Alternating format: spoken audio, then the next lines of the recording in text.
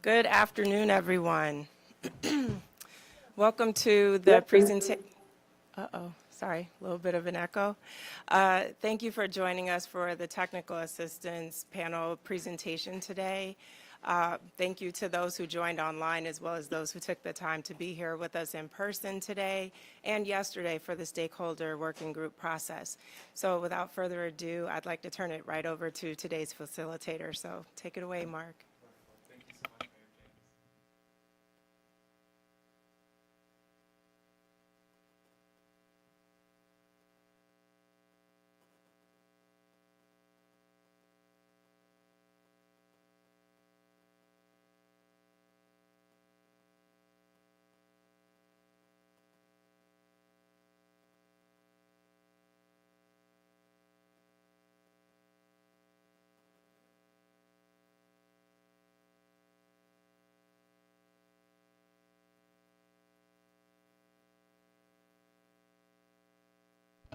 James.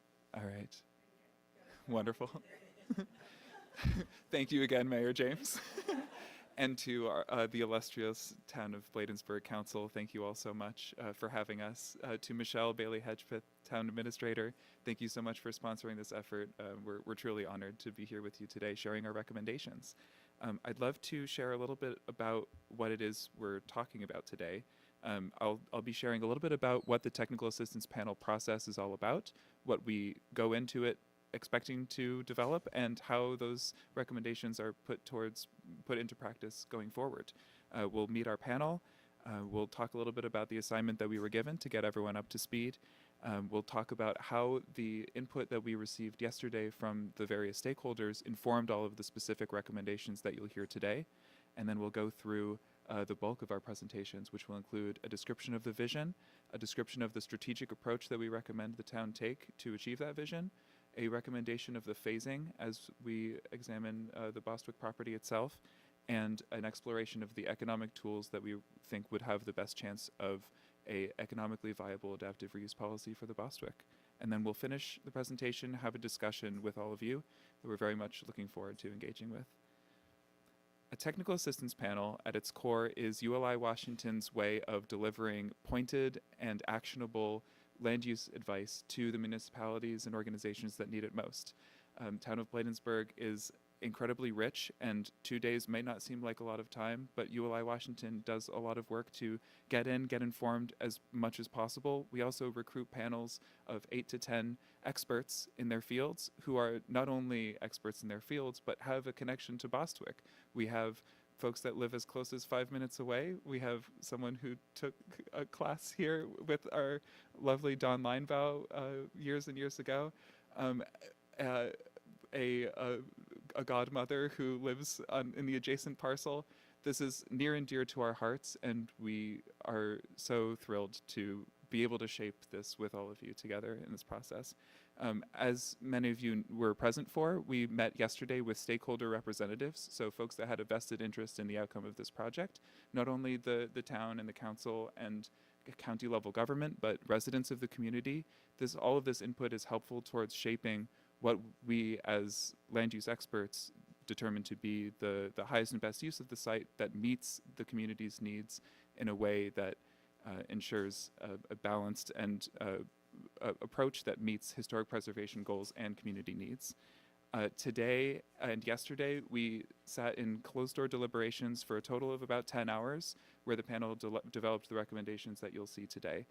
And here we are presenting the recommendations to you. We follow the recommendations presentation with a report that in about a month and a half we will deliver to the town of Bladensburg and will be published online to everyone to see and read. This is to be used as a tool to guide planning efforts and catalyze, spark excitement, not only internally, but for the development community at large. And I think you'll see how the recommendations here directly lead towards that.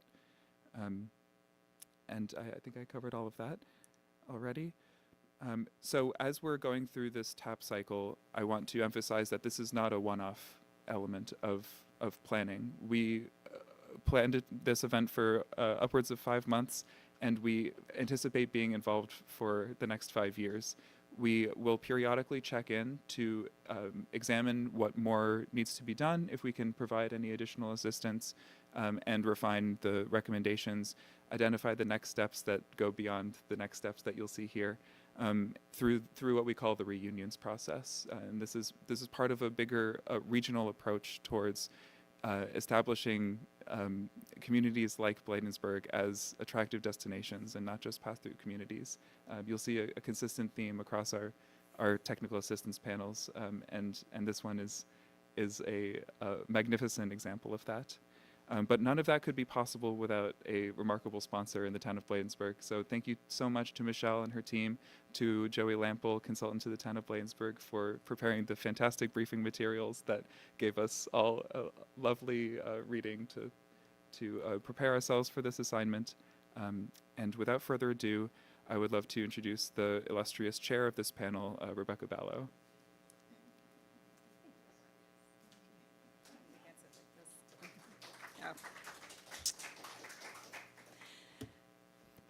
Thank you, everyone, and good afternoon. Thank you again to the town of Bladensburg for so graciously hosting our group these last 2 days. It has been a really wonderful experience for all of us. So I think I touched the wrong thing. Sorry. Sure. It's sharing? Okay. Great, thank you. So what I have here on my screen and what I believe is being shared out, yes, is the picture of the TAP, all of us yesterday on the front steps of the Bostwick house. So a brief introduction of the TAP members that I was so fortunate to share the last 2 days with. Again, my name is Rebecca Ballo.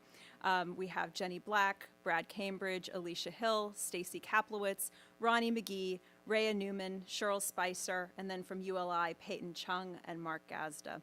This team brings together developers, development experts, folks that have expertise in economic development, architects, designers, historic preservationists, and park specialists as well, which we think was, a great group, brought together a lot of synergy to address all of the different overlapping and varied issues that the town brought to ULI for us to examine in this case study.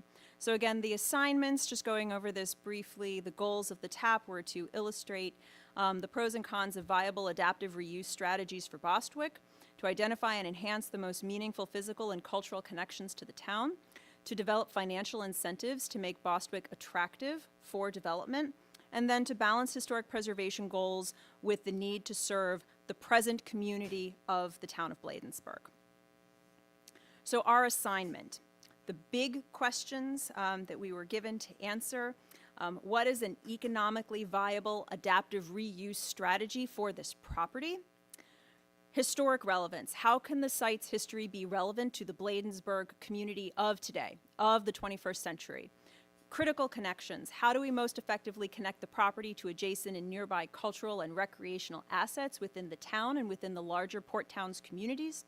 And then finally, again, financial incentives. What incentives will ensure a viable long-term use of the property for reuse and ongoing maintenance?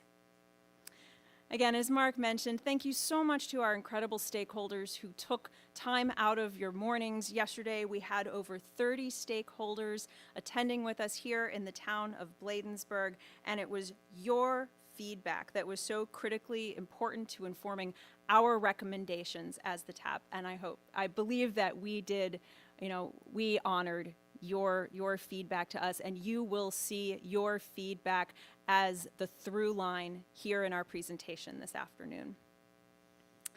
So again, our stakeholder roundtable sessions were conducted yesterday morning. We had 4 breakout sessions with each of the tables focused on the critically important questions that were given to the TAP by the town of Bladensburg.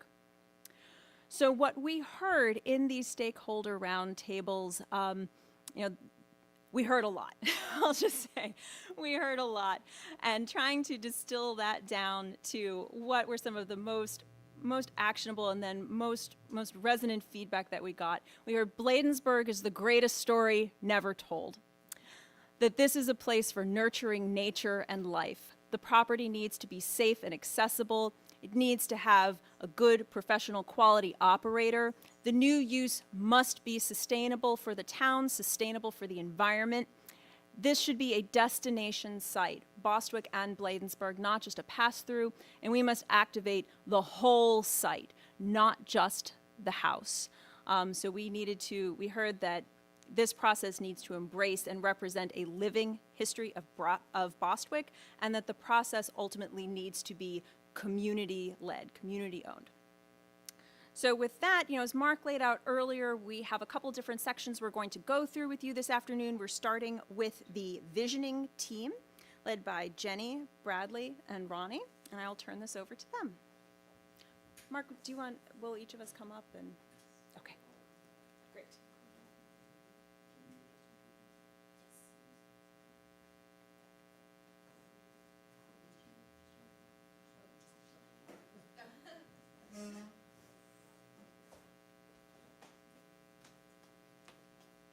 Great. So our vision is reclaiming Bladensburg. We've got 3 points. Connect from outside to in. So we don't just want to look at Bostwick in isolation.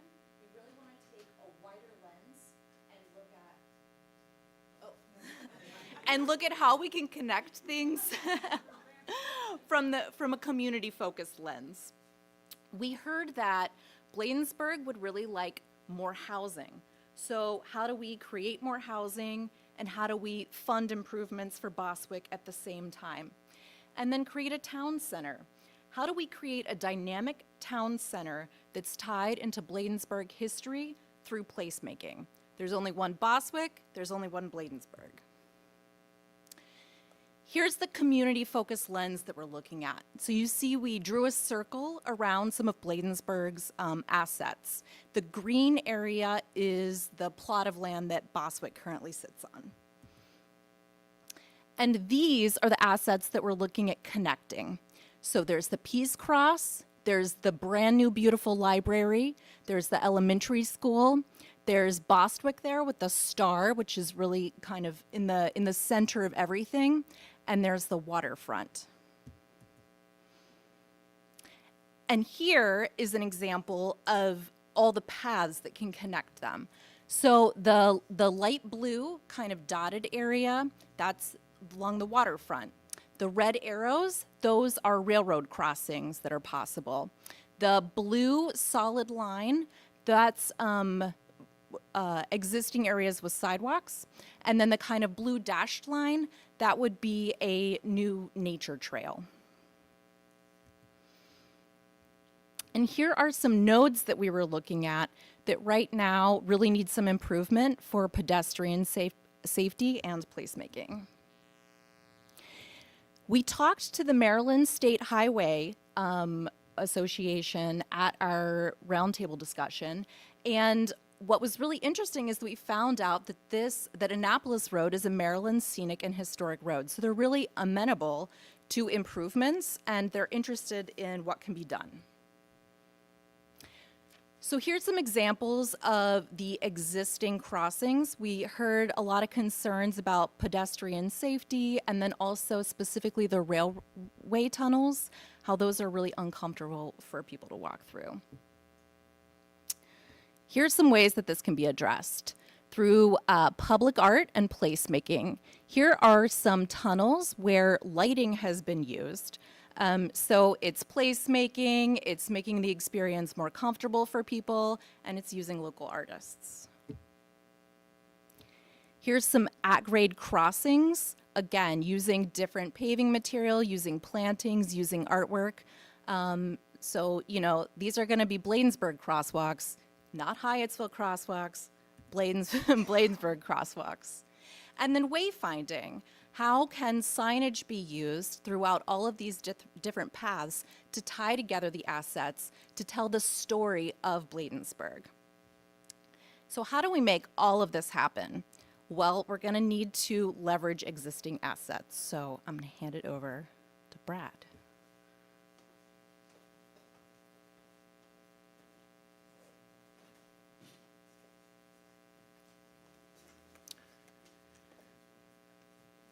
So how do we bring this reality of kind of creating this town center, creating connection points to reality, the strategic approach? All right. So how are we going to become placemaking from Bladensburg as a destination? And the idea is to take, it is a little slow. All right. Take these 4 specific locations within the radius circle that we looked at earlier. The green square being the overall Bostwick grounds. And within that grounds, we've got the blue square, which is the Bostwick building. And then to the north of that is the yellow square, which is what we've always been referring to as parcel 4. And then overall, as part of our strategic plan, we've now included the new area highlighted in pink, which is 4229 Edmonton Road, which is actually the property we're standing in right now, the current town, city hall, and police facility. And so the goal is to attract developers to use and leverage the current assets that the town has to help fund and create excitement for development and for funding of the new Bostwick Grounds site. So let's focus on 4229 Edmonton.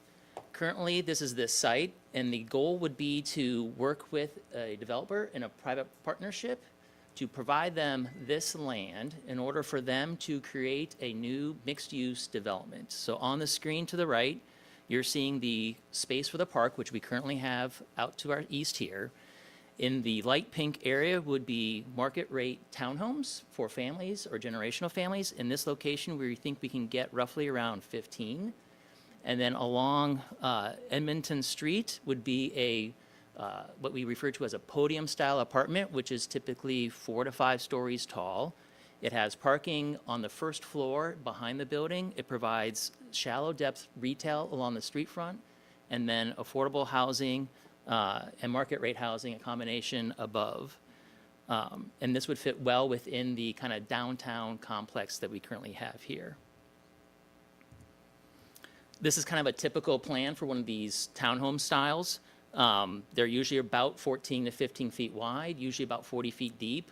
But it provides kind of a 3-story, and it's a kind of an intermediate step between a single-family residence and then kind of the podium style. But it definitely has all the amenities of a single-family home, just not all the extra land that typically goes with a single-family residence. And then I'm going to hand it over to Ronnie for the Bostwick site. All right, forward is just here? Yeah. Okay. Yeah. All right, so, we listened to a lot of voices before we started this process, and so I sat at the table with a lot of folks that were very interested in the preservation and restoration aspect. So we wanted to make sure we put that into our dialect, everything we were doing. It went away. How did that, what happened? Did it go away? Oh, it is back. Okay, it comes back. All right, that's always nice. So the blue there is, we identified that as a primary development zone.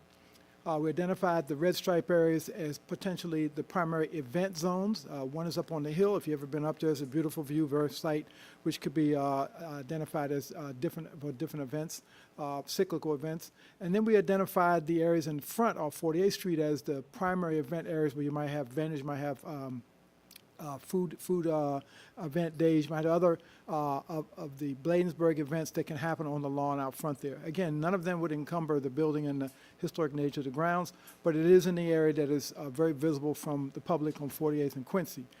We also identified an artisan area where you use the stables and some of the other outbuildings to do exactly what they're happening now, train people in the historic arts, things like that, other potentially fun revenue increasing activities.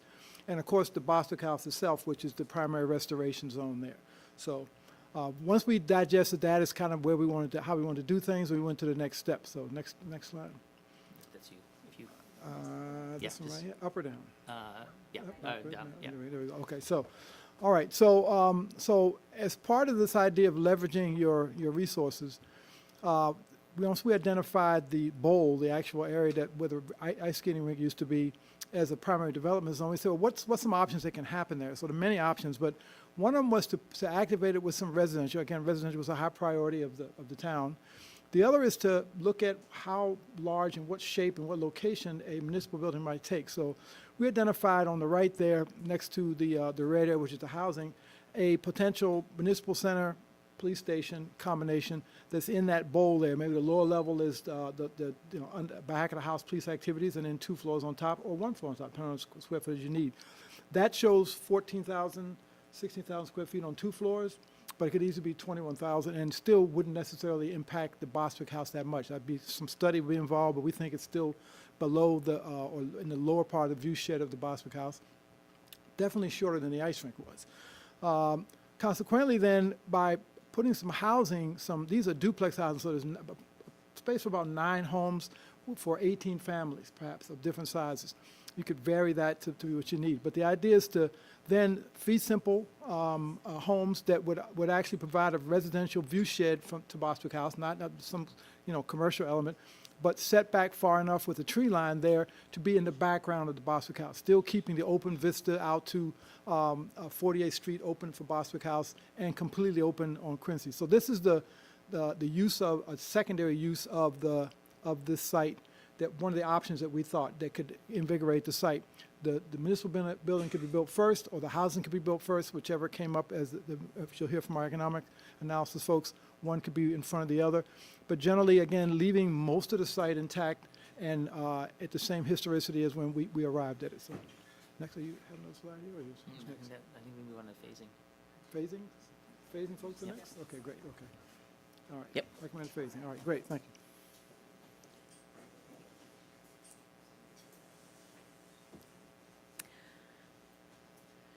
So Cheryl and I are going to talk about recommended phasing for programming and activation of the Bostwick site itself. So our economic team is going to get into a lot more of the specifics about the phasing and the development activities for the public-private partnership with the developer for the development sites. But while that is happening, that's really a 5 to 6 year timeline for any, major redevelopment scenario. But while that is occurring, we have a plan to start to reactivate the Bostwick site itself, starting with some small scale activities and then kind of moving out from there, scaling up, working with our partners to keep activation and excitement at the property while the redevelopment scenario is going on. And so I will turn this over to Cheryl to start. Okay, so this begins with the disclaimer that this is not a fundraising plan, but a friend-raising plan.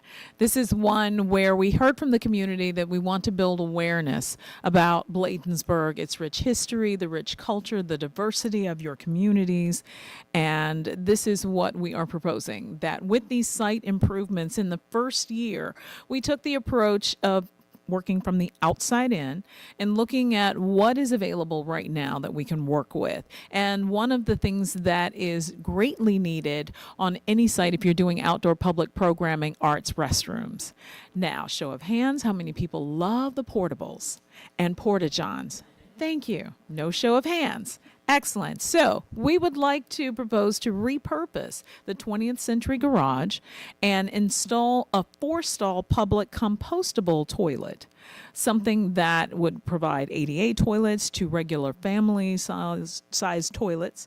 And what this would mean is that we would selectively deconstruct and then rebuild the garage with concrete slab and stalls there, and providing that all necessary public toilet amenity, which is going to be available year round all the time, so that your programming is not solely dependent on its seasonal activities, but that you could do things in the winter, spring, summer, and fall. Also, this would be maintained by the town of Bladensburg. This could be a grant-funded opportunity. We're not looking to exhaust the existing budget, but there are opportunities for grants. One of the possible recommendations is the Anacostia Trails Heritage Area Grant that can be for $100,000, and it can be matched against the Amon Trust or other funds. Within years 2 and 3 of programming, we are suggesting to activate the grounds with public programming. on a regular basis. Suggested were 4 annual events. In the spring, there could be an environmentally focused program that focuses around Earth Day. In April, utilizing, and let me preface it, each of these utilize the town partnerships. This is a Portstown annual series of events between the town of Bladensburg, the town of Cottage City, Colmar Manor, and Edmonston. So then in the summer, you of course have a beautiful 4th of July celebration. I know, I have seen them many years from across the way. And that can be expanded to incorporate activities on the grounds of the Bostwick site. And then in the fall, you can have both an annual harvest festival, but also a founders celebration that could rotate between the 4 towns. These sites and this activities are going to be open, free to the public. And what you would do is you could charge a nominal fee to your vendors and demonstrators for their booths. And then, of course, for those that are exhibiting just information, those would be free. These funds would be used to help sustain the grounds, maintenance, to cover the charge of any of the costs for the toilet maintenance and ground maintenance. Again, this is not a fundraising event. And so then the question comes, how are you going to provide funding in order to operate these annual programs? There are grant programs available to provide funding for public programs. What you would seek is a grant with a 2-year project time frame on it. Some go from 2 to 3 years. But within these program activities would incorporate the living history demonstrations. Within our group, we heard a lot about a need to emphasize and to share the rich history and culture within not only the town of Bladensburg, but the neighboring port towns. And so by having living history demonstrations that occur on the property on a regular basis, you are always tying in the cultural and historically significant histories of this area. Of course, these are designed for families with children, adults, seniors. Along with that is a missing element called research project on the Bostwick history. Bostwick has a unique tie of which I was learning about during the past 48 hours, and that is its incredible tie to the American slave trade here at the port of Bladensburg. And so there is that rich history. There is a rich history right now which is in desperate need of research of the enslaved community here at Bostwick. Hang on one second. Along with the descendant families. Where are the families of those who were enslaved here within this area? And so part of this programming recommendation is to run concurrently with your public programs, but then also there is research going on. So at each of your events, there can be updates and presentations made before the public of research that has been uncovered during this time period. Research that can be conducted by the University of Maryland. We know there's existing relationships there with our architectural departments, but there are also the history departments of the University of Maryland. You are nestled within a wealth of universities with excellent history, public history departments. How do we measure success for these types of programs? They're going to be measured in a number of different ways. One, we can look at the number of attendees that are attending each of your events. We're looking at starting with a grant-funded 2-year project, something that would continue and build. You would want to break even with your cost, hopefully within those 2 years. You want to see a return of vendors, an increase in the number of vendors. And let me stress that we are looking to emphasize our local vendors, those who are looking to start a business, those who have your number one bakers, those who grow unique farm vegetables, fruits, animals, all of these things. Youth-focused outdoor programming was another information. Is this moving without me touching it? Yes, it is. Okay, on its own. I'm moving along as fast as I can. So, what this is also designed to do is to build on the partnerships within the port towns. What we are suggesting is that there be more of a focus on community and faith-based organizations within each of the port towns to help in the development of these types of programming. And then where we're saying activating the research project, this is ongoing, this research of the Anacostia waterfront history. There is no timetable on that. In years 2 and 3, am I still going? Okay. Years 2 and 3, as we are moving through our fundraising activity, you have our activity locations. Now, where we had seen images of the site plan drawn out, the terraces and the falls, which are right off of 48th Street at the front of Bostwick House, this is your area for the beautiful white tents to come back. This is what's going to draw your public in. What is that going on over there now at that old house that nobody knew was back there, that hadn't been open to the public for forever? What is that? It's very inviting. You're going to see lots of banners and color.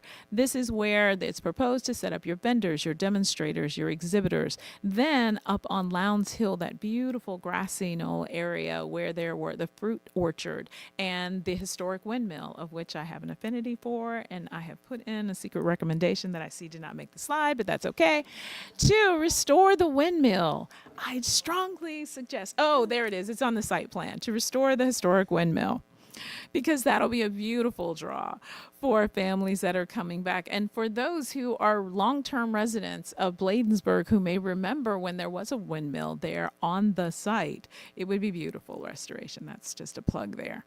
Parking and shuttle service. We understand that while we want to utilize the bulk of the grounds for activities, we want to limit the parking on the grounds there. And so we're hoping to utilize the town center, area churches, their parking areas, and then having those area organizations, church and faith and church and organizations, to provide buses and shuttles and vans to transport people back and forth safely from parking to the activity.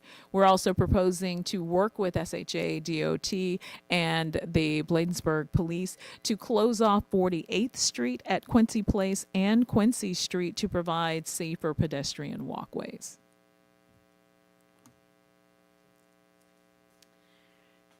So, as a historian and not a graphic designer, this is my illustrative of what something like this could work. Again, going back to Ronnie's wonderful drawing about the different activity centers and the nodes. So for these public events, closing off the street up here, making sure 48th Street and then down to Quincy is a totally, safe pedestrian area, having your parking at the church property, and then also utilizing the parking at the elementary school up the hill, as well as potential additional off-site facilities, and then your vendors and a lot of your activity spaces are right here on the lawn, leading up to the house. And this is where everybody wants to have their picture taken with the house in the background. And as Cheryl said, it's banners and colors, and it's people out here activating this beautiful lawn area. And then back up here on the hill is the area for other lower intensity children's activities. You get the area mowed, clean up the invasive species, over the winter or at one of your spring events, and then this becomes the area for a lot of the kids to play with some of the events, balloon events, things like that. And then down here, we have the toilets, the permanent compostable toilets, and it also, allows you here for larger special events if you do want to bring in additional restroom facilities. So then moving forward for years 3 and 4, the vision is that there's been these 4 or 5 events on sites, these partnerships with the local vendors, the school, the local community, partnership with the other port town. There is some momentum here, and there is some there. So then you have, hopefully some of the more established local vendors. So then you could look into activating additional spaces. So then we started to look at the barn and the stable building, which again, just walking through it, looking at the reports, seems to require just some minimal restoration work. It's already being largely used for storage. There are some utilities in place. This is an unconditioned space with no heat or air, and we're not proposing any changes to that right now. It's going to stay unconditioned space. Really just seems to need a good clean up, and that these stalls or other spaces would be offered to some of the local artisans. This is a pottery, this is an image of a pottery demonstration in another restored historic accessory structure that we were familiar with, and minimal revenue could be generated via rental of these stall spaces, or a couple of the stall spaces. And then also some of these areas within the stable could potentially be used by the University of Maryland that is already on site, or other university partners or other historic trades partners that are looking for spaces. We're going to do a window workshop. this weekend, and this is our space to work on the glazing. We're going to work on some plaster restoration and get really messy in the space, and you're going to have the space to do that. And while this is happening, the research projects that are looking into the Anacostia waterfront history and also the continued history of the enslaved population and the labor history at Bostwick will continue on. So then moving into years 5 and 6 with additional site improvements, we looked over to the wash house, which does require restoration work. Again, there are additional capital grants that are available through MHAA. Their capital grants every year are up to $100,000, but that could do potentially some of the initial work for, cleaning up the floors, getting, asbestos remediation, lead paint remediation, getting rid of the tile and the mastic and cleaning up the flooring, doing some minimal work to grant ADA access to that building. The pro of the wash house is that the utilities are in place there. It is conditioned space. It is heated, and that this could be the location for potentially a relocated field school for historic trades and architectural studies. Again, potentially a lot of the restoration work potentially could be university-led or could be grant-funded and working with other local tradespeople. Again, revenue for this space would be generated via nominal rental. I mean, we really are talking about marginal, rental activities within these spaces only to cover the town's utility costs. These are not your big money makers, but these are the activities to keep your people at the site. And that this would also be a location for, hopefully by year 5 and 6, the research projects will have gotten to the point where you can have more public interpretive materials around this building or potentially in the building itself. So then, by the end of year 6, the development process will have moved along beautifully so that by the end of year 6, the town is ready to relocate to the Bostwick site.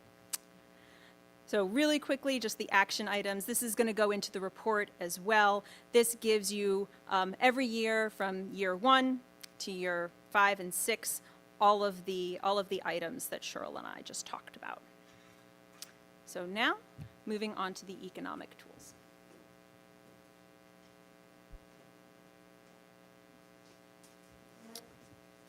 All right. Wait for Stacy. So we just heard about this very comprehensive vision that considers not only a long-term sustainable redevelopment approach to restore the Bostwick site, but also think about how we leverage partnership to do that. And then also heard a very thoughtful approach to activating the site over the near term with an eye towards getting to this broader vision. So we're going to talk about some economic tools that will support that. I think it's important to really focus on why we believe public-private partnership is an advantageous approach here. Given the capital needs of the property at Bostwick today that are needed to really facilitate and incentivize a private developer partner with both expertise, capacity, and additionally to allow the property at Bostwick to have the needs that need to be taken care of met financially, there are certain incentives that lend themselves very well to pairing that site with another site, and as was suggested, the current site that we're in currently, to pair that so that there's eligibility for certain financing tools that work very well, both for the development community and also given that this is a community-oriented project. I'm going to pass it over and we're going to walk through some of the individual tools that are applicable to each of the phases that you just heard here a moment ago. Thank you. So you've already seen this map before, but we have divided this into 4 different sites to talk about today. So we have the Bostwick grounds, which are in green, and that's really what we're talking about with the initial phasing for this project. That we have the Bostwick buildings, which are in blue, parcel 4, which is in yellow, and 4229 Edmonston Road, which is in pink. So starting with the Bostwick grounds, the phase 1 goals would be to outfit the grounds to support community events, and we had discussed that with adding the compostable toilets, and then also, I guess, doing a little bit of a cleanup to the stables and rehabbing that somewhat so that that could be occupied, but not conditioning that space.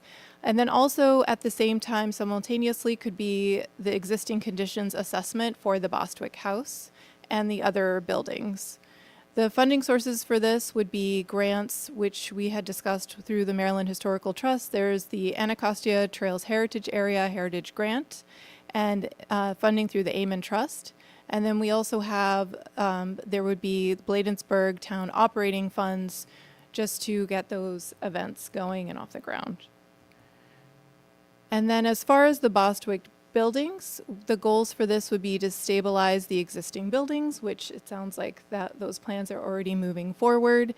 We would need a short-term maintenance plan to bridge the redevelopment. So over these 5 to 6 years we're talking about, there will need to be some maintenance of the house to try to keep it in the condition that it's in now, at least. And then moving forward would be the Bostwick House preservation, and then to reprogram the property into a revenue-generating community uses. The funding sources for this would be a variety of grants, the federal historic preservation credits, state historic revitalization tax credits, green financing tools, new market tax credits, and the community legacy program. So you'll see some common themes with some of the funding sources, but here we're going to talk about Parcel 4, so that's the former roller rink site. As was proposed earlier in the presentation, this is a potential site for redevelopment where the current town hall could relocate to, or as Ronnie showed earlier, as an alternative, both a mix of residential and municipal uses on that site.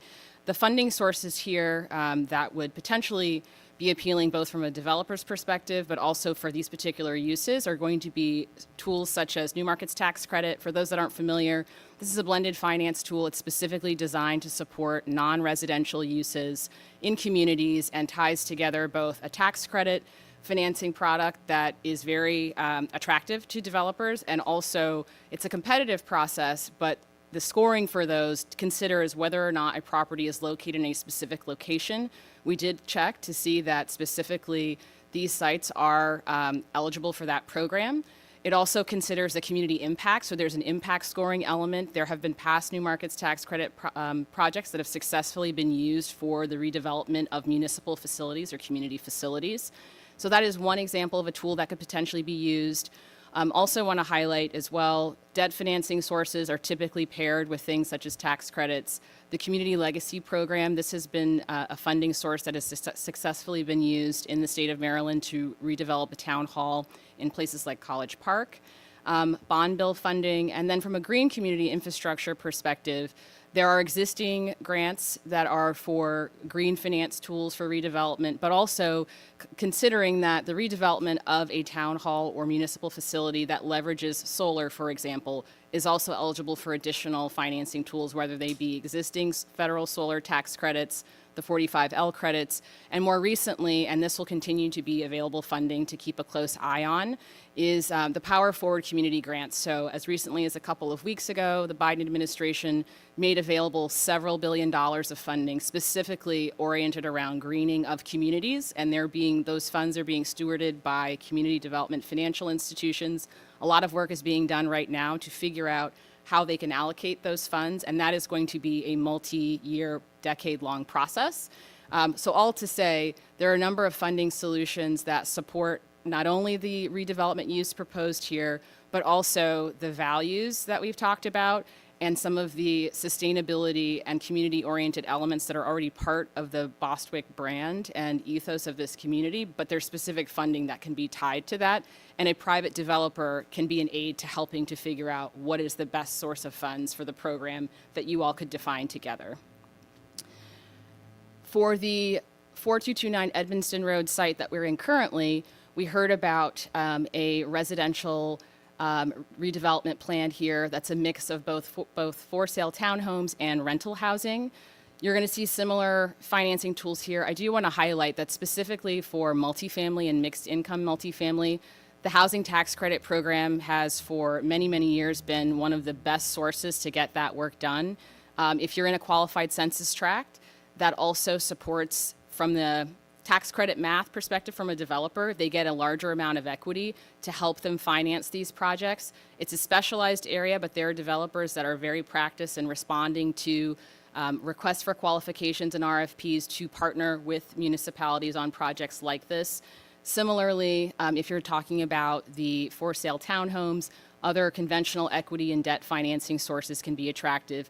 And these offering this particular site for this use and these funding mechanisms are known tools that developers use all of the time that can provide real monetization for this site that just isn't possible with the redevelopment potential that exists at the Bostwick site alone today. So that's part of the proposal here. So as Alicia and Rhea have laid out, we have a really bold proposal here. We're talking about short-term site activation and then a long-term development play that involves multiple sites. We believe that the best way to achieve this is through a public-private partnership. As Alicia mentioned, you have developers that have capacity and experience with these different financing tools, with partnerships with municipalities, and really learning how to access or understanding how to access these alternative sources of financing that we've spoken about. That public-private partnership also allows speed to market when you have a private developer, a developer entity who knows how to sort of go drive through the system, decision making, how to do the entitlement process. It allows for a smoother execution. One thing that we spent a lot of time thinking about is how to be partner ready. How do we make ourselves? How does Bladensburg make itself an attractive partner to a developer? I think for a long time we were thinking about how do we make Bostwick exciting for a developer, but what we realize is there are a lot of hurdles. We have easements, we have historic easements, we have specimen trees, we have topography challenges, and so really what we took away from yesterday and learning is how we want Bostwick to be such a community gathering oriented place. Why don't we move the center of the community, the town center, to Bostwick, and then monetize or capitalize on this site, which is actually really commercially viable and very attractive to the development community. So some of the things to think about to get partner ready involve developing a program. I don't know that you've been thinking about what would a new and improved town hall look like, but really putting some thought into that. What kind of spaces? Can any of those spaces be accommodated in the Bostwick house, or should they all be part of the new development that we're contemplating on parcel 4/the roller rink site? We would want to do initial due diligence, both on the Bostwick property, looking at the, doing environmental studies, looking at sort of the applicability of renovating those buildings, but then also an appraisal of this property. What is the value here? What can we expect a developer to want to invest in this site that we can then take their, sort of a fee simple purchase of this site or some sort of negotiation for the developer to create an income stream for Bostwick that we can then use that as the capital source to redevelop Bostwick. As part of that, we need to come up with a solid program for this site. We know from a market perspective that a mixed use, some sort of, as Alicia laid out, the for sale and for rent housing with some sort of community use or retail on the ground floor, we know that could be successful here based on demand. But what do we really want? What is this site? What could it become? What are the possibilities? We also need to identify clear criteria for project success. So we're not just going to go out and say, anyone, we want any kind of development partner. We want a partner that has certain expertise, that understands the process, that understands the cultural nuances of what we're trying to do here. One thing that we also think that's important to become partner ready is to really understand what the entitlement process is going to be for both the Bostwick property as well as this site, and how can we make it as sort of direct as possible for a developer to get through that entitlement process. At the same time, we need to look at how to overcome some of those hurdles on the Bostwick property because we are looking to redevelop that as well. And so that's examining the easements and working with the different historical organizations to figure out how to work with those easements and work within them. We want to draft this request for qualifications thoughtfully because you don't want to just have all kinds of proposals, but you want to make sure that we've said these are the project goals, these are the competencies we're looking for, send us your vision, tell us how you think you can make this happen. So it's more of an iterative process. We also think that it's important to reduce the entitlement risk, as I mentioned, talking about how we can work through the easements on the Bostwick property and how we can move this through. As I've said, as a developer myself, it can take up to 32 months to become shovel ready in Prince George's County. So how can we shorten that to make this really attractive for developers to help with that speed to market? So in 6 years, we have something beautiful here, and we're building something beautiful at Bostwick. So yeah, a little bit more about public-private partnerships. Thinking about criteria for a strong partner, as I mentioned on the previous slide, we're looking for developers that have demonstrated experience in public-private partnerships, that understand the cultural sensitivities, that have experience with all these complex funding models. We've talked about a variety of sources of funds that can be used and mixed and matched. And so how can a developer help us execute on this whole plan? And as we broke down in the different zones or the different areas of development, how can we kind of knit that together into a comprehensive and achievable plan? And then finally, do we have developers that have this historic experience so they can work with us on both this property as well as the Bostwick property? As far as just sort of additional points of consideration, we want to think about what is the critical path. What Rebecca and Cheryl laid out is, while we're doing this big development work and planning and sort of a long look, we have plans for short-term activation and getting folks excited and the community excited about Bostwick. We also want to evaluate which funding sources make the most sense for the timeline we have. Some funding sources have strict timelines you have to adhere to or are competitive. And so really working with a developer on what the proper financing sources are, aligning with our timeline and our goals, and then a plan for that. It's important to sort of understand all of those implications, including what kind of capital reserves do we need to think about as we're moving the chess pieces around. And then thinking about what kind of consultant support is needed. A lot of developers have the capacity to do all of this without hiring an additional consultant, but maybe that's an extra layer that the town wants to include to make sure, maybe the town wants a consultant to monitor the activity. And so there are a lot of considerations that go into this developer selection, but it's important. It's an important element of writing the request for qualifications, because without these different things thought through, it can lead to kind of a confusing procurement. That's all I got. Okay.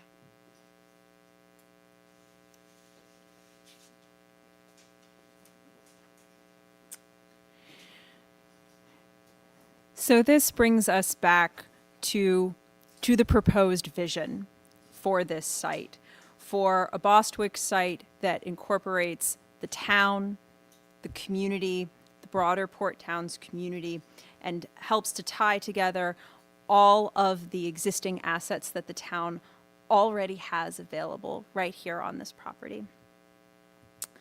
So again, our key recommendations are to leverage the existing town assets, to partner with a developer, then to build workforce housing, relocate the municipal center to the Bostwick property, and reactivate Bostwick during the development process. So thank you so much for your time this afternoon. That concludes the presentation, and we're here to answer any of your questions. Thank you.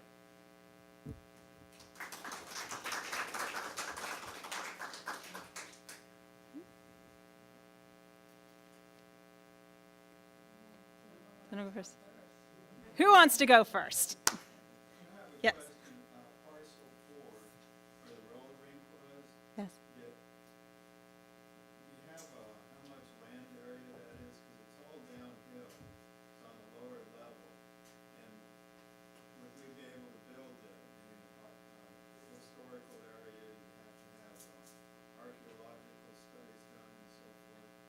So I think the way I'll do this, actually, if our panelists maybe want to jump in, and I will stand up here and try and find slides that might illustrate. Yeah, so Ronnie and I can kind of tag team this one. Okay, so the question was the parcel 4, which is what we're proposing as the development site, some of the constraints with some of the easements, the historic property, and grade, and kind of the toughness of that site. So So the property was a roller rink in this 1960s. Ironically, as we were going back and looking at some of the stuff, as of 1878 plat map actually, that was not part of the Bostwick site historically. So right now the period of significance goes into 1899. So because the roller rink was there in the 60s and that part of the parcel was not part of the historic Bostwick site, we think we have some leverage to talk with the historical societies about, the importance of that site and how that would be the location to properly provide new development rather than other locations on the site. We did look at the grading a little bit today based upon some of the maps, and there is probably about an 8-foot grade difference between that lower portion of it versus the upper portion of it, and we think that can be accommodated by some of the elevations of the building, and kind of stay in that little slow area. Ronnie, I don't know if you want to add to that. Yeah, thanks. The idea of putting the residential component further toward 48th Street takes advantage of the fact that it starts to level out there. The plateaus of the grading level out a little bit, so you can almost see that site not being that far different height than the plateau where we talked about the event areas happening. The building, the municipal building, can have a lower level floor back of the house area like the police station might have that wouldn't necessarily need as many windows. It could be buried on two sides. And then the 2 stories above that would put the roof around the height of a normal house, even maybe shorter than a normal house would be if it was the same level as a Bostwick house. And the fact that we don't have a shot of someone standing at Bostwick House looking at the roller rink, maybe somebody has that, but we envision it being much taller than what we're proposing. And so we think that it's a low impact on the Bostwick House site, and that you can put a greenery in that area, and which is there now, actually plant an intention greenery to separate that view shed out. And again, we're looking at the main protection of Bostwick House being the 48th Street, Quincy Street side. So when the public looks at the house and when the house looks out, you still have some of the same views that were historically there. So we think that's a defendable position preservation-wise. Obviously, archaeology and all those other things have to be done. In fact, who knows what the roller rink was kicking off in terms of hazmat, so we have to go check that. So all that would have to be done, but this site definitely provides the opportunity for the town to investigate that while we're looking at the big picture ideas of moving this building and this activity to that site while the activation of the site goes on. So again, we have a pretty long-term process to have an active site before we get to that development, and you'll get a chance to see the impact of it. I would run section studies. I do all kinds of things. You can look at the vistas. I think we can accomplish that development there without great impact to the Bostwick House. So we felt comfortable with that, to be perfectly frank. So.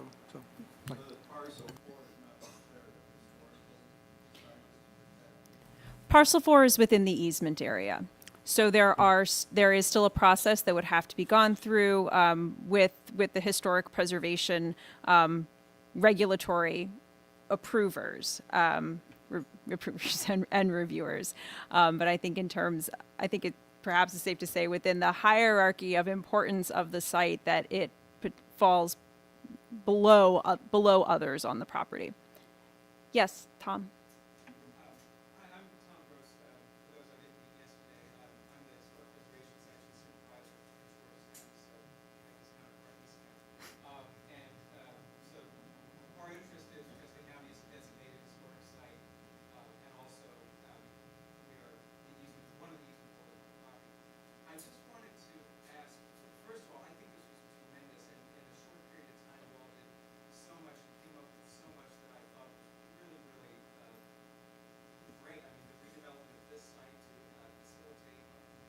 And the potential reuse of the Bostwick site.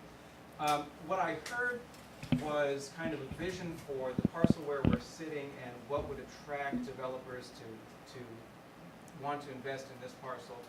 The assets of parcel 4 and what that could be used for, what the site, the Bostwick property could be used for in terms of programming, what the barn and stable could be used for in terms of artisans, trades training, things like that, what the wash house potentially has to offer.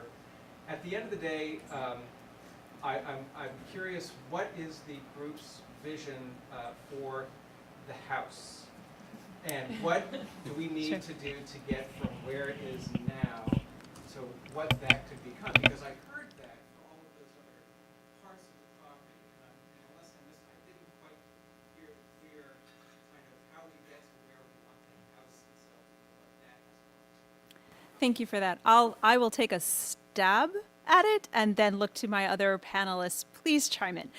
So we heard yesterday from the stakeholders, a lot of ideas, and there's been a lot of studies over the last 20 years. It could be a standalone museum, it could be an event center, it could be housing in and of itself, but none of those uses on their own is going to generate really the kind of revenue that you need to maintain, not just to maintain the property, but to get it where it needs to be so that you could comfortably accommodate any of those users.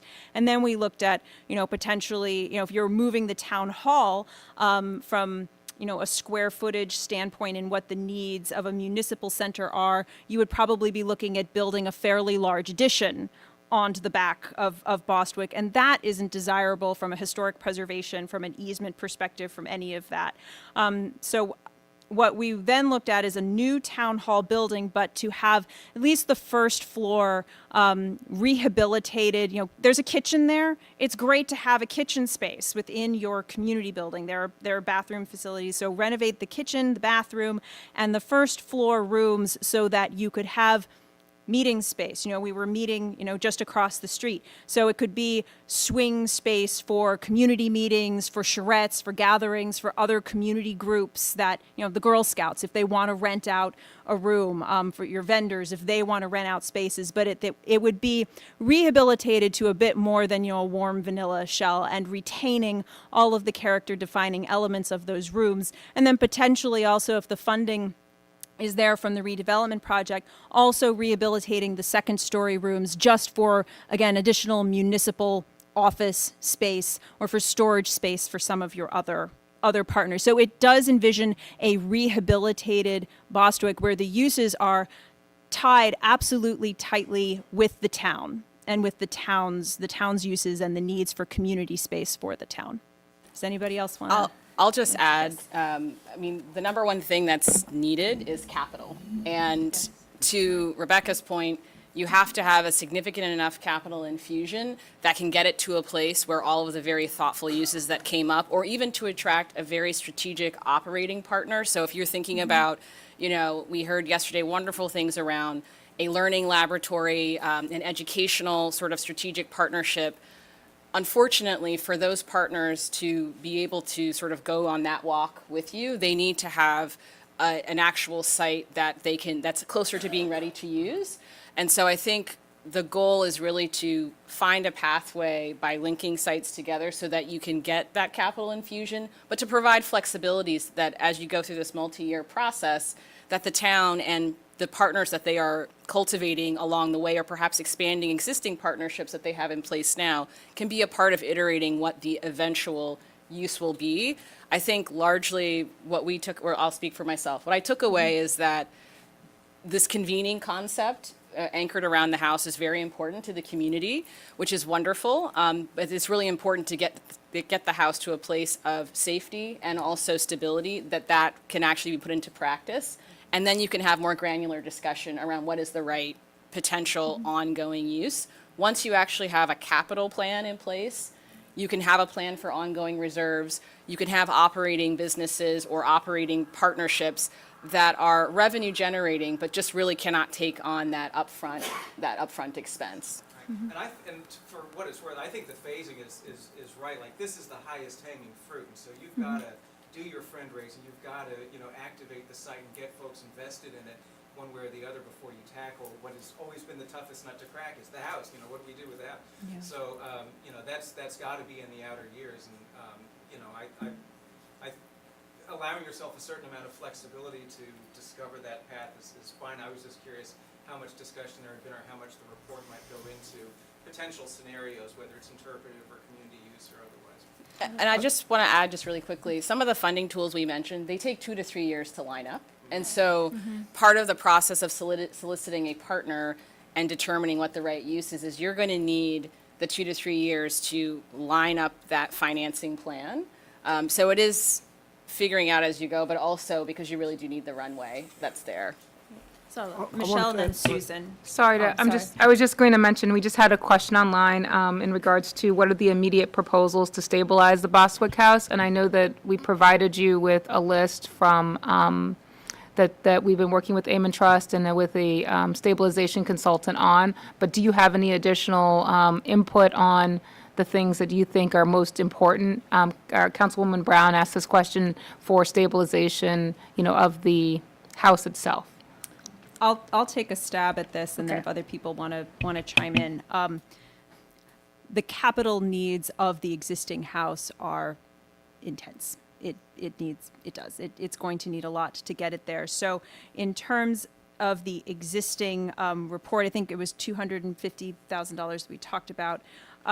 Completing the report, completing the structural assessment of the property and looking at it. We didn't look at housing for any of this for the house. So really you're talking about feasibility for commercial building code. So I don't, this might be me just speaking for myself. I don't think you need to do a structural feasibility analysis of residential and commercial.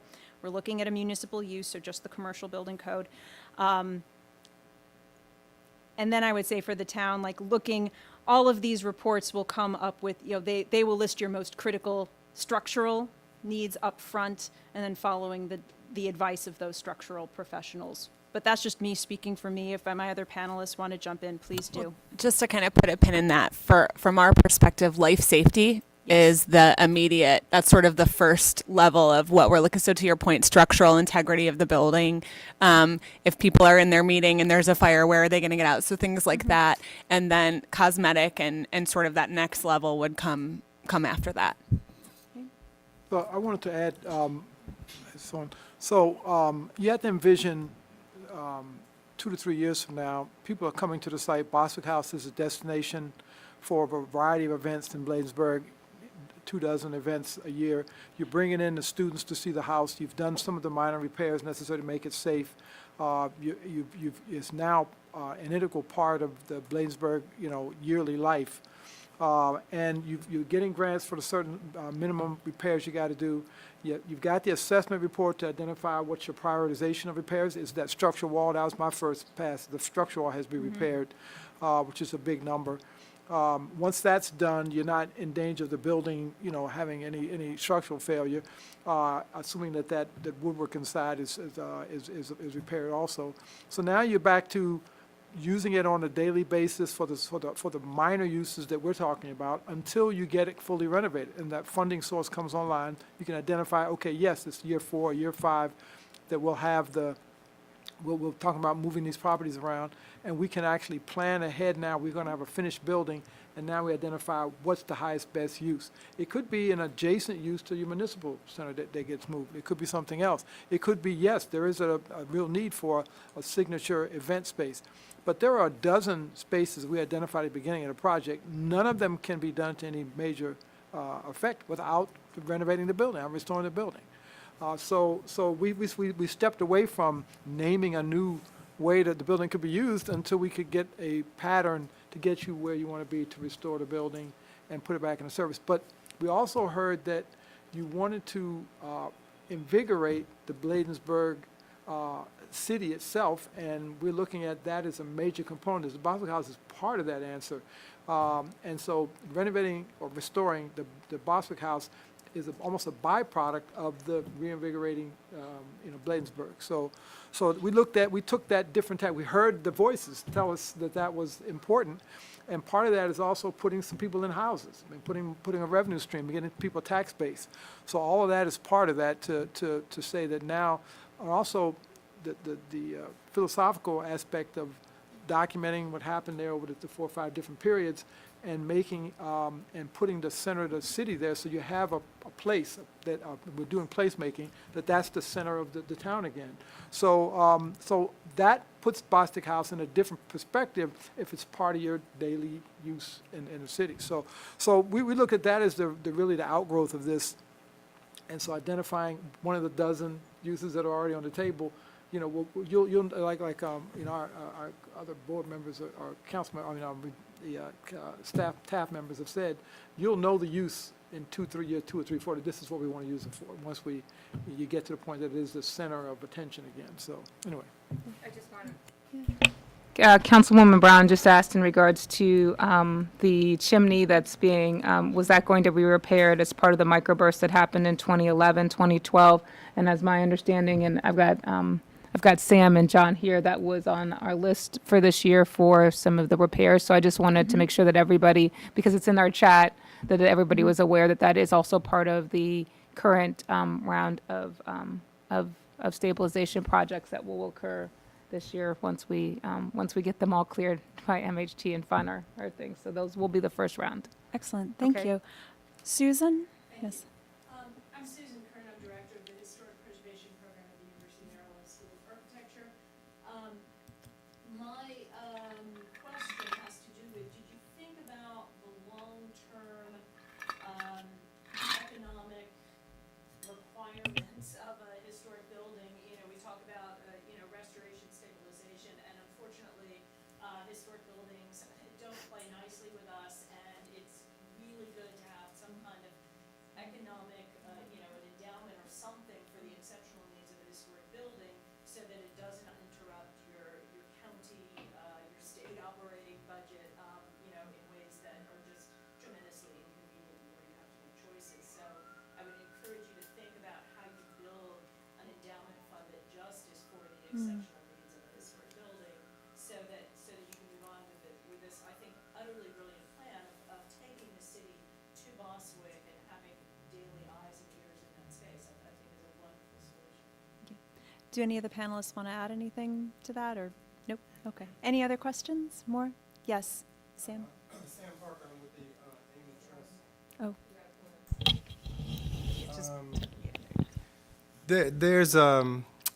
There's something happening right now that has had a tremendous amount of momentum in the town moving forward with Bostwick.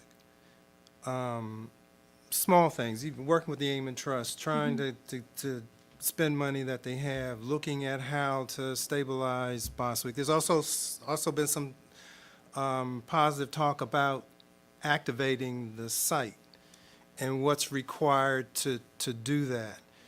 It's very obvious that a big part of what would make this plan go, and I don't want to put the town on the spot right now, but moving the town offices and rebuilding on this site and activating another site. That's not going to happen easily. That's not going to happen quickly. And you don't want to go to, okay, you got some momentum, let's stop and do that. So there needs to be some thought about how do you keep things moving in a way that allows the town the time, effort, expense to figure out how it's going to play in this game.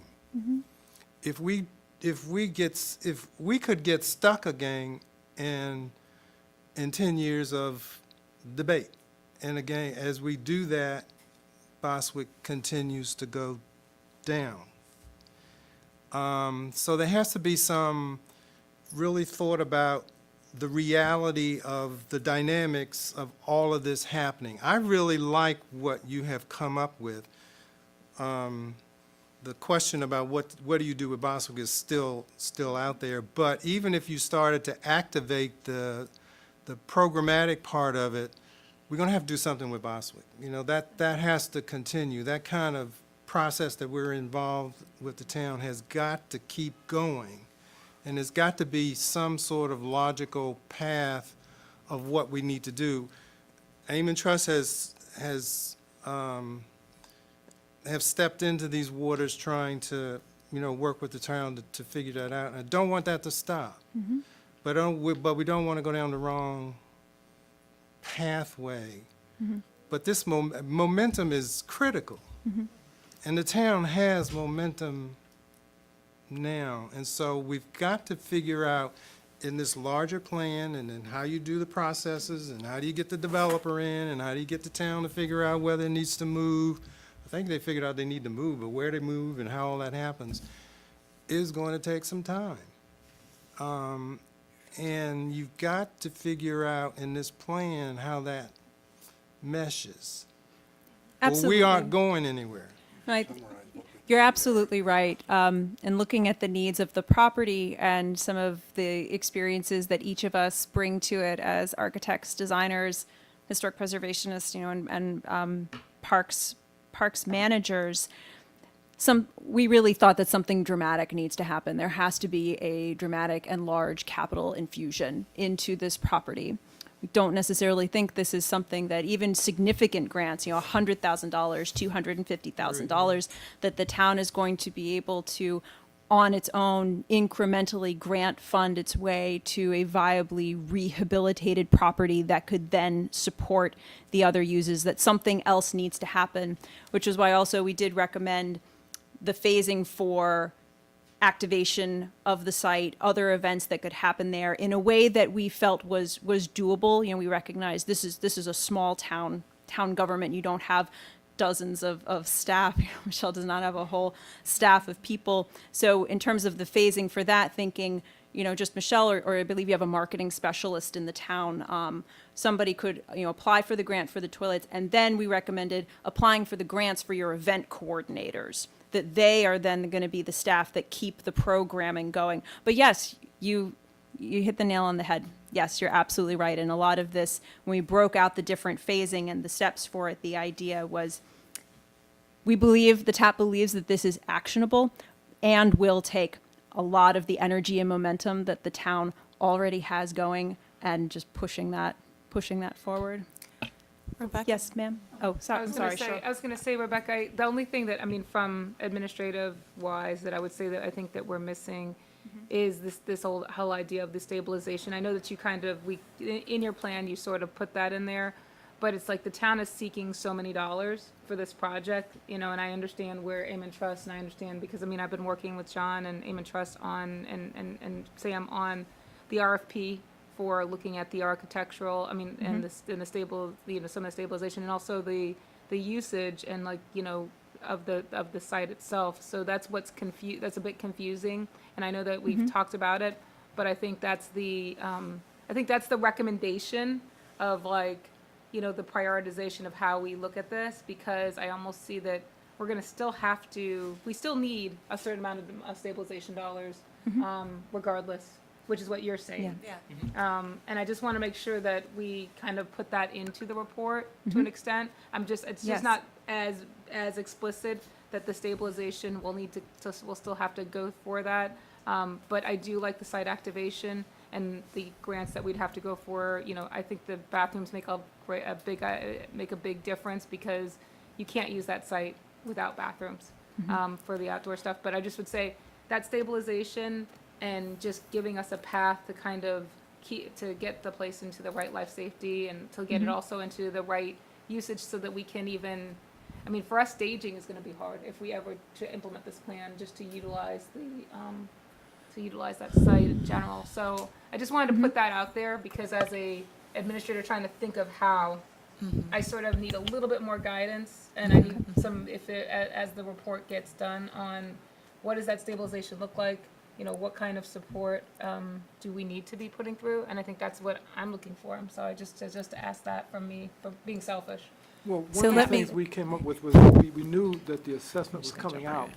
We didn't have the results of it. Right. And the assumption is that the cost estimate is part of that, and the prioritization of it is part of that. So you would know right away what are the immediate concerns, preservation-wise and physically, engineering-wise, and that way you could target a budget to that. So we assumed it'd have to be a municipal budget line item every year. Hopefully, some of these activation activities provide some funding for that, but they're not going to take care of all of it. So during the initial stages of this plan, the town has to take care of Bostwick in preparation for this infusion. And then again, the economic conditions are going to kind of dictate how fast it might happen. Everybody's pretty sure it's a 2 to 3 year turnaround to get someone saying, okay, yeah, I'm ready to develop or move that site, or even whether you're in a position to move. But the idea is that in the meantime, you have to put some money aside. I think that's in the report right now. So let me just add something really quickly. I see a couple of questions, but the intent was not to stop the progress on the work that's doing right now with the Bostwick House, but to complement it. These would be done concurrently so that while the work continues with Amen Trust and the group on the Bostwick House, you are highlighting that work during all of these events. This is the opportunity for your general public to see the work that has been done. This is where we were 5 years ago. This is where we are today. This is our next step. And even though there are baby steps, the goal is to create this general momentum and the support of your general public so that when you are asking and seeking for funds, there might be an increase in taxes or whatever is needed that your municipal government is going to place upon your public, there will be support for it. They'll understand, okay, this is going to be a community center. This is something that benefits all of us and not just we are restoring this old house that is historic and it has its unique history, but how does that history relate and tie in to the entire community? So the goal was not to detract from it, but to highlight the work that is ongoing with the house and as it moves through its restoration and stabilization processes, that it is something that we will incorporate, or look, I've already volunteered. So I'm there at your first event. But as you're moving forward with the public events, to always highlight, these are the activities, this is where we are right now with the stabilization of the house. This is where we are in its preservation and the restoration process. That is the goal. I appreciate that. go Can I ahead. just Yeah, respond please. quickly? Because that's how I interpreted this, not that it's a stop-start, but that we continue our partnership with Amen Trust, and in doing so and starting to talk more and start planning events there, now we're able to give those testimonials. So, and also bring the community in, so we're kind of building our army on the ground, because the more events we do, the more the community gets behind the project, and then when this is, up before General Assembly in a bill for funding, now we've got residents who are excited and willing to testify or send letters in to help support the funding. And oh, by the way, legislators love field trips. And so to be able to say, we fixed the buttress and we fixed the porch, and now we want to invite our legislators out who help fund those projects to the next festival. Now they're not only seeing the implementation of the projects and how well the work has been done, but also understanding the importance of that to the project. And that's the best way to get more funding. When these legislators see people out benefiting from and using, then it makes it that much easier. Because I think in the short term, no, the town can't write a check. We do have some budget for this, but we can't let these projects sit for 2 or 3 years while we wait for the next grant. And so even, we weren't successful this cycle in getting more funding, I'm sorry, from state legislature, but we're gonna be at it, starting this summer, so we can be included in the next fiscal cycle. But I'm dogged about this, and, I'm just optimistic. I believe the money's gonna come some kind of way, even though we have to pay our fair share. There's enough dollars out there, and there's so much that's unique about this story and Bladensburg's history that I think it will put us ahead of some of the other requesters for this type of funding to continue the stabilization of the project. Because it's not just our town's history, it's not just Maryland's history, it's our nation's history. And I'll just say, I think, just pairing those together, I think you all are well positioned to change what momentum really means and what stabilization means. We've been talking about stabilization in the context of the House, but based on everything that you just described and how you pair all of that together to really create momentum in some of those critical places where you haven't quite broken through yet from a funding perspective, I think that's something that we tried to keep in mind. I'll also say, in terms of the momentum you've already done, you guys are doing a tremendous amount of work. Ideally, some of these activations will reduce some of the load. If you can leverage having an event coordinator and some of those coordinating elements and some partnerships, the focus that you have on what you're moving forward with on those key projects today can hopefully, that will continue, of course, but you also have the benefit of activities that have their own operating benefits that are ongoing at the same time.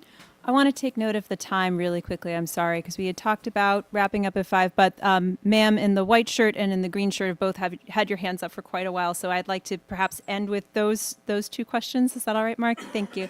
All right.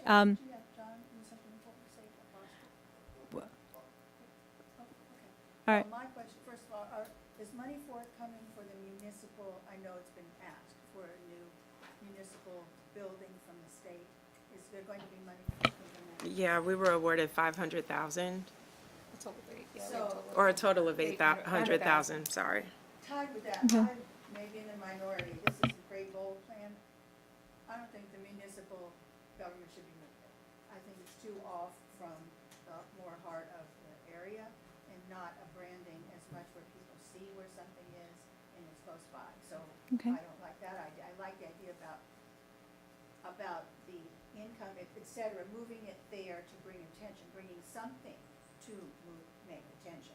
For example, like an art center or, you know, something like a multi-purpose that we've talked about many times, is similar to the, not similar to, it's not like the Bladensburg Community Center, but a meeting thing, whatever, where revenue can be generated. If you bring properties on there and you build on there, I get the tax base, at the same time you bring profits. With that, with any property, and you have, you know, if you're having condos or whatever there, you bring problems along with that I think that start to spiral out of control. And the other thing is public-private partnerships, costs for everything increase exponentially. So I know you have an eye to that and getting grants and all, but sometimes the private, unless as you vet it, I know you're going to vet very carefully, but I would be cautious about that because we've seen too many purple lines and things like that. It's not that we're at that extent, but you know what I'm saying. We've seen too many of those. Thank Ratchet you. up. Thank you. Thank you for your comment. Ma'am, behind her? Yeah. Hi, thank you. I'm Becca from the Anacostia Watershed Society, and I'm not sure if this was beyond the scope of this task force, but it wasn't clear what sort of the ongoing plan for ongoing community stakeholder engagement, or to kind of continue to get community feedback on what does eventually happen once we sort of stabilize the building and get that first floor sort of cleaned up, tidied up. So I'm just curious if at this stage there's sort of an inkling of a plan of like how do we do this type of stakeholder engagement every year or of the phases? I'm just kind of curious what the plans are ongoing engagement. No, that's a great question. And we did start to get into the weeds a little bit, and then we stopped because we saw our role as the TAP is laying out the strategic vision for the town, and then your town government is already perfectly positioned to figure out how you're going to structure your community engagement around each of these phases as it moves forward. But yes, thank you for the question. All right, Mark, do you want to come out? Thank you. Thank you, everyone. Thank you all so much for coming. Thank you again to the town of Bladensburg, to Mayor James, and to Michelle. Have a great, wonderful rest of your day. Have a lovely weekend, and look out for the published version of the report coming in about a month and a half to 2 months. Thank you all. Have a great day. Bye.